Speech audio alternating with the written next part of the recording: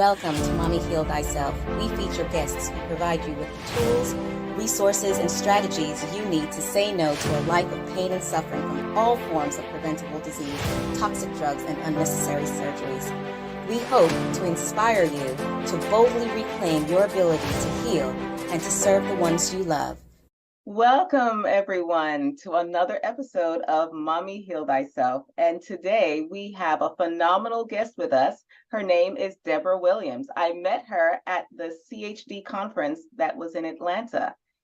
She was actually in the booth next to me, and we just hit it off right from the very start. I am just so impressed with this woman and her little helper. Her daughter is like entrepreneur on steroids. It's like, oh my God, a little mini businesswoman. It was fantastic to see her and her mom work together because, Debra is the founder of Mind Body Blend, which focuses on education and empowerment in the mind, body, and spiritual health. She teaches others how to advocate and step into their boldness on important topics and how to become not only educated and empowered, but also to do that around their health and well-being.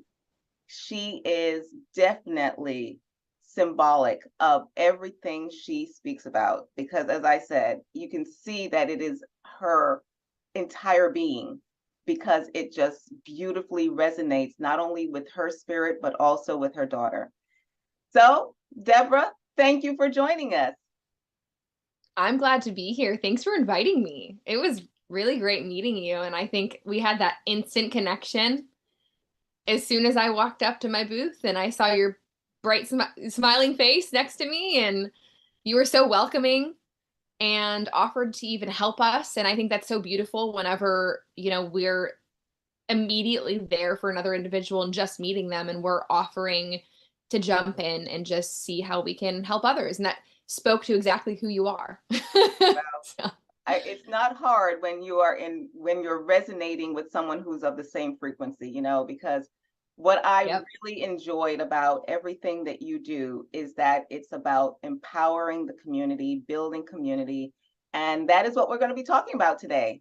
So first and foremost, tell us a little bit about where you are in your journey, how you got there, and who are the people that you are connecting with? Yeah, so I thought it was really interesting that obviously whenever you and I connected, the more that we spoke and we got to know each other, we had so much alignment in what we were both being called to do, which was connect people in our communities and ultimately educate and empower them in greater health and wellness, and to be able to plant those seeds so that can continue on a greater basis. So you and I immediately had that in common.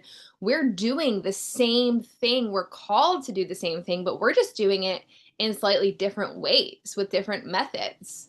That's really all it is, And so I thought that was super cool, and it connected us immediately. So tell us more about exactly what it is that you're doing. What is your message? Yeah. I was going to kind of pivot into, I think a great place to start would be just to kind of go back to more recently, the time of 2020, whenever there was a big, universal shift, honestly, in terms of people waking up and people stepping into their awareness more so about what it means to be present and involved and engaged in your life, and taking the reins when it comes to your own health and well-being instead of outsourcing it to an industry, which we saw and we've seen and we continue to see kind of a downfall around that. And it's really unfortunate to witness. So I want to do everything within my power, with my background in health and wellness, and just having a deep desire and passion to help others to be more excited about nourishing and taking good care of themselves and their families. And I have been in the health and wellness, field or area for how many years now? 13, 14 years. And so it was very easy for me to see in 2020 with some of the programming and the messaging that was going on, in terms of, government health agencies and even local governments, that, this was not in line with what true health was and where it came from. Mm-hmm. And so I was immediately alarmed and just, I would say, on alert.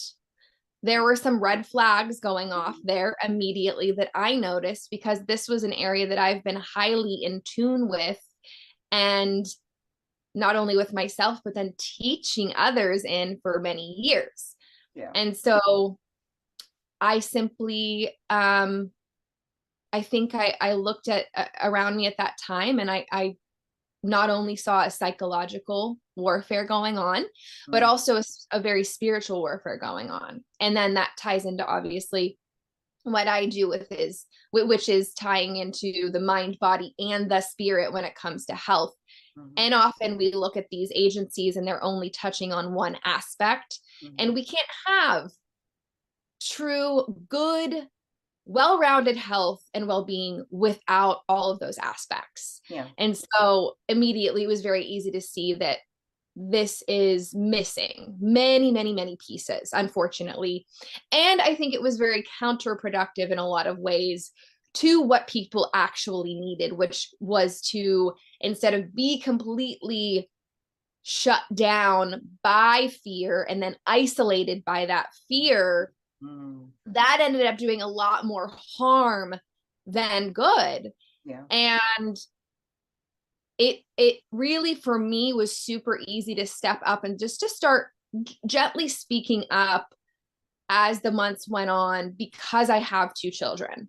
And so that's where Mama Bear was there and more than willing to just step in and start to be a voice in my community, as I was having very natural, normal conversations for me with other parents, with other mothers. And I recall the mask mandates being discussed in May of 2020. And this was right before, I'm here in Florida. And so we were one of the, I think, the big kind of like flagship places for freedom. And we've been that, as you know, being here as well, right? Yeah. So we kind of led the way for other states and for other people watching who didn't have, the same experience at that time, because their schools may have been closed down for that whole first year. A lot of children didn't get the chance to even go back to school. We did. And they opened up those schools, but they did the mask mandate, as we all know, not only, for, the children, but obviously all of the adults. And it was very widespread. And I remember when that was just being talked about, like I said, in May, and I thought it was a joke.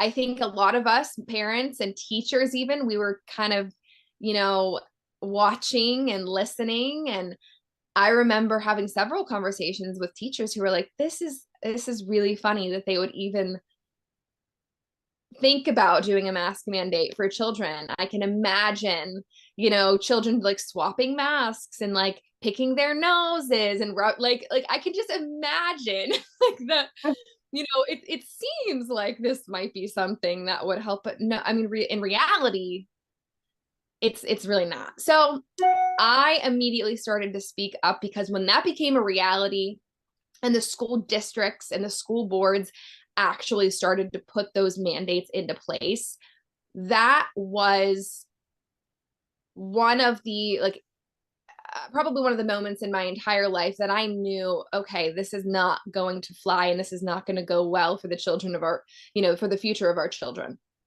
And if we just kind of accept this and we completely take away their bodily autonomy, and not only that, but knowing what I knew in my history in health and wellness, the issues that these masks presented for looking at health and where that came from, breathing issues, not to mention anxiety issues, not to mention then you're perpetuating a fear of one another, which is deeply disturbing. And I did not want to be a part of creating a future where children were going to grow up being afraid of each other. And so let's talk about what exactly you started to do. yeah. Because as I said, I love the fact that you recognize that this is spiritual warfare, and the messaging was very different. And so when I saw what you were doing, I was like, wow, that is awesome. It is like the antidote to what they were doing. So tell us about your so that poison. It's really funny because now with the messages and what I promote through using tools, which are t-shirts, hats, stickers, we're creating tools for people to spread messages and plant seeds and start conversations, which really it all comes from that time period where we rose up in the community. We rose up against fear conditioning and absolute nonsense and manipulation from industry, from government. And we were pushing back very strategically. We came together in my community, a parent group, and that parent group grew very quickly. We called ourselves Parent Advocates for Student Health Freedom. And we simply started to meet on an ongoing basis and really talk about what we were going to do in order to stand up for not only our children, but I had taken my children out of the public school system, and I was still going to go to bat for the other parents and children because I know that so many felt powerless around this. So we really organized very well, and we started to create, everyone was like, we need to just have t-shirts that say unmask our children. So that was it. That was the first one. And that was, as like the leader of this group, kind of, I took the reins and I'm like, okay, we're going to do these t-shirts. I'll take some orders. Who all wants a t-shirt? Did these t-shirts, made them up, passed them out. And we all started wearing them everywhere we went, to the grocery store, to the school board meetings that we were going to our meetings, everywhere, all over the place, as we were not wearing, masks ourselves and encountering having to, deal with what that felt like at that time when you were going against the crowd.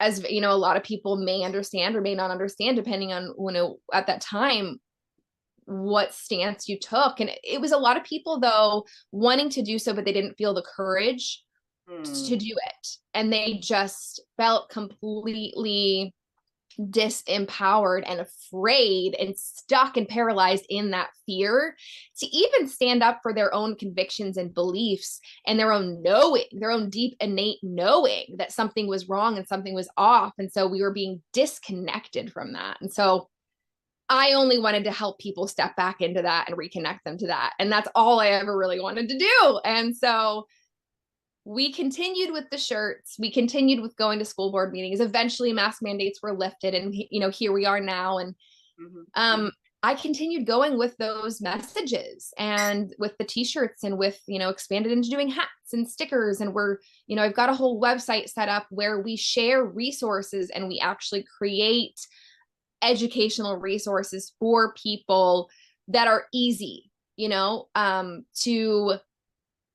hand out something, to download something, to watch a video, just to start learning and growing a little bit at a time regarding these areas that you may not feel super confident in, regarding health and well-being in a mind, body, and spirit way, and getting people back to understanding how they were designed and how they were created. So now, what is one of the messages that is the best seller for you? Let's put it that way. Okay. I would have to say by far, and it's probably one of the first ones that I came up with. So the second message that I came up with was fear is a liar, which it's not something that I could necessarily take credit for by any means, because it's just that's a standard phrase. And it was even a song by an artist named Zach Williams, and a lot of people know it, and it's very empowering. And after that, I came up with, it was actually right at Thanksgiving in 2020, this paradigm shifting message about being a super spreader. And so my message that is it's super spreader of love, light, truth, and gratitude. And that message, it has been so, like, so many people over the past few years, that's been a consistent favorite because it's just a clever way of shifting something that was meant to be so negative and so dirty at the time to dehumanize people, honestly. And we took that message and we completely flipped it on its head. And that's what I think I want people to realize, is that the system that is meant to bring us down only has as much power as you give it. And so when we choose to take that power back and transmute that, we have so much power to create these shifts and changes. And so ultimately, we have to stop giving our power and our energy to these systems that are dark and fear-based and shift it. And not only with our words, but that's a whole process. It's through the mind, the spirit, through our words, speaking intentionally, through our habits, through our behaviors, our intention, and how we're living. So that's something that can just be done with baby steps. But that message, I'm telling you, I mean, it's been it's just been a powerful one over the years, like it's light, but then people get it. Yeah. They get it. They're like, oh yeah. So I remember Thanksgiving of 2020, it was actually being at my cousin's house. A ton of us gathered together, a group of like 40, and you weren't supposed to be gathering in groups according to the government. And we were joking about how we were throwing this like super spreader rager.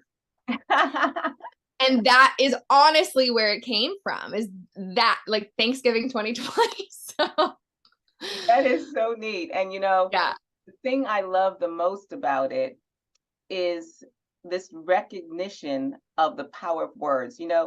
When I was growing up, there was a saying, well, sticks and stones will break my bones, but words will never hurt me. And what I tell people is that is actually not true. And you are really undervaluing the power of words.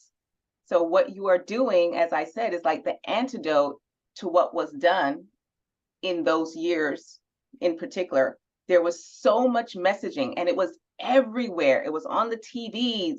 It was, if you were driving, they had the signs up everywhere on the billboards. You go into any kind of store, they have the signs on the doors, do this, do this, do this. Yeah. And everything was that constant negative messaging that erodes to, on a very subliminal level. And it really attacks the heart and makes people feel hopeless and fearful and weak. So I love the fact that you recognize that and you flipped it. And you said, okay, you're going to call me a super spreader? That's right. But I'm a super spreader of. Yeah, exactly. I mean, that's not only what I was doing, but I was trying to teach and encourage other people to do that along with me. It's like, this is not only, what you're saying, but what are you saying and where is that coming from? And what is that attaching to? Like, what belief system is that attaching to? So then it really does get deep. It gets much deeper than I think a lot of people are even prepared to go, because then it does force you to take a deep look within, which is ultimately what I try to inspire others to do.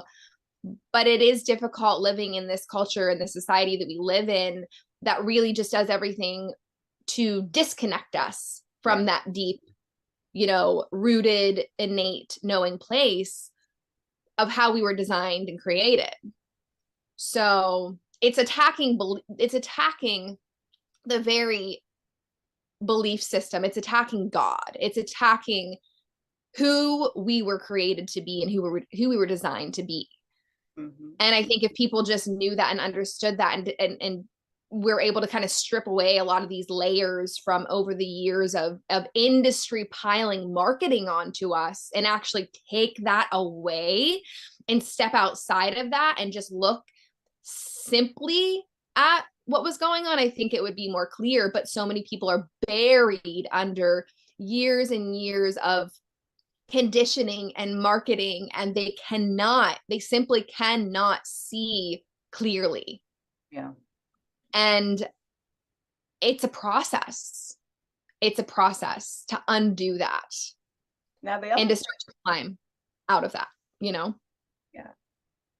Now the other thing that I love about what you are doing is that you're helping people to create community.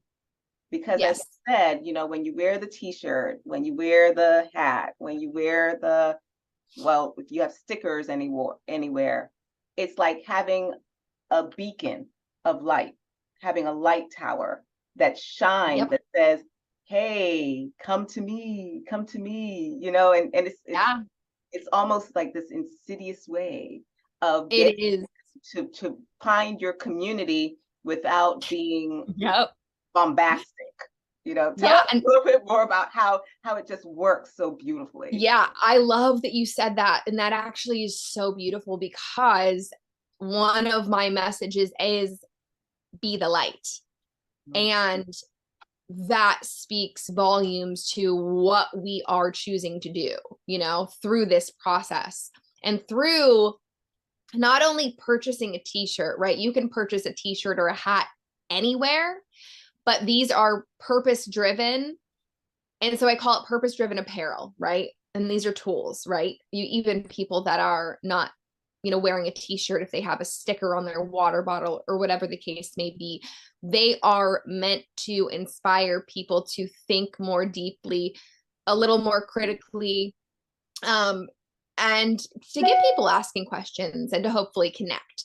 Sometimes, it's become such a part of my lifestyle, and it really, what the messages are is they're just extensions of me, of my lifestyle, of what I try to put out into the world, that often I'll be wearing something or someone will notice, something, a message that I'm either wearing or I have on a sticker on my water bottle or something like that. And they will comment and I don't even realize because I've forgotten at this point because it's just become such a normal part of what I do and who I am. And so I remember we were out on Friday and I was wearing the Be the Light shirt. Mhm. And someone, a table over, we were sitting down to dinner, a table over came and just like nudged me and he was like, yes, be the light. Yes. And he just like cheered it on. And I was like, oh my gosh, I forgot that I was even wearing this shirt. That's how powerful it is. And I think people don't understand the weight of that, right? Mhm. You're thinking, oh, these are really cute t-shirts, or oh, that's nice. It's a t-shirt. They're not just apparel or t-shirts or clothing or messages. They are very much inspiring other people to rise up and say something and potentially connect. And there's impact from that. So, we actually have locally here in my area a holistic moms group that's about 1,500 of us. And so I also started that in 2020. And that's where I do a lot of my in-depth community work. And I realize I'm more impactful locally, right? But I want people to be doing these kinds of things just like you do, really, and creating community and creating connection where they are. Mhm. And then just taking those baby steps and inspiring other people to make small changes in their lives. Really, that's it. And Small changes, whether and it comes to something in your diet or, something in your home or the way that you're thinking and believing. And it's just, there's so many things that we can be doing. And I think people can be overwhelmed, as you know. But if we create the community, that's where the changes and the support comes in, which is incredibly important, yes, is that we need to create these communities of support. I agree with you 100%. Yeah. And that's why I said we truly resonated, because I was tickled pink to find someone who understood the importance of creating community. I don't know about you, but it has just been very challenging for me to get people to understand the power of community. You know, the reason why people, I believe, are so hopeless and disempowered is because we keep on buying into this ideology of savior. that somebody is going to swoop in, or somebody should swoop in to save us, whether it be the president or the government or the educators or the doctors, you know. So we're always looking outside for somebody to make everything right. And in doing that, we forget how powerful we are. God created us in his image. Oh my God, we are Yeah. divine creatures having Yes. a physical experience. And so that psychological warfare that was done to make us feel that we were impotent was deliberate, to separate us from God, to Yeah. close down the churches, to make us not be able to come together in community. That Yep. was very, very deliberate. 100%. I 100% agree. And that's why, I did mention the psychological and the spiritual warfare, both of those together, right? And it was very strategic. And I think that's actually hard for people to wrap their mind around, is that part. They're like, oh, well, maybe this, Mm. didn't go as it should have. And, things and mistakes were made along the way. But I don't believe that, because once you take a look and you see these red flags and you start to actually do a little bit of research into the background, and like 100 years, you can go back and see the design of the medical industry and the pharmaceutical industry as a business, and you can start to see and watch how these things were done little by little to gradually get people to outsource Exactly. their own their power. Yeah. And it's creating a highly greed driven, corrupt system that is huge and has a ton of power now, because they've collected that power from everyone over the years, giving it to them because they've been so insidious. And I think that's very difficult for some people that want to believe. There's a naivety, right? Yeah. And I've been there, where I do choose to see the good, and I believe the good, and I know it's out there, and I will genuinely, seek that and look for it. But I also know that there is darkness. Yeah. And if we're not very aware and discerning and asking for constant discernment, we will be deceived. Yes. We And will. and that is so important, you know. So moving forward, ladies, I want to encourage you to connect with Debra on her website, and she can also tell you more about becoming a brand ambassador, so that Mhm. you can become the light, so that you can be the messenger of light and hope and love and peace, because it is so needed. And truly, truly, truly, I am very, very serious when I say this is the only antidote. The only way to create immunity is through community. And it starts with you being the light. It starts with you becoming that ambassador that reaches out to the people in your community that are seeking hope, seeking light, seeking joy, seeking healing. Time for you to step up and become a brand ambassador of light. So, Debra, thank you so much for joining with us. Are there any last words that you'd like to share? I was just going to say amen to that. That's, you said it all. I was really just, that's perfectly summing up everything that we need to be choosing to step into. And it is a choice. I think at the end of the day, I want to end with that, is we are all faced with choices every single day, and no one is shoving anything down our throats for the most part. But I mean, I could go into a rabbit hole about that, but really at the end of the day, these are just choices that we can make, and we can always make a different choice than something that's a pattern, that's just an unconscious, pattern that we're really not, it's not impacting us, it's not impacting anyone else in a positive way. So we can always make a different choice. And we're in an age where that is, and it should be more possible because we are in an age of information and in connection. And so it should be easier with the tools that we have, if you treat them as tools, to connect with others. Mm-hmm. But it is important to really get into your community and connect face to face. And I don't want people to forget that. Absolutely. Because that digital space can be kind of consuming sometimes, and it can take your attention away and, you know, distract you. So, yes. So stay focused. Stay focused and be the light. Until Absolutely. next time, my ladies, peace and blessings. Thank you. Thank you for tuning in for this episode of Mommy Heal Thyself.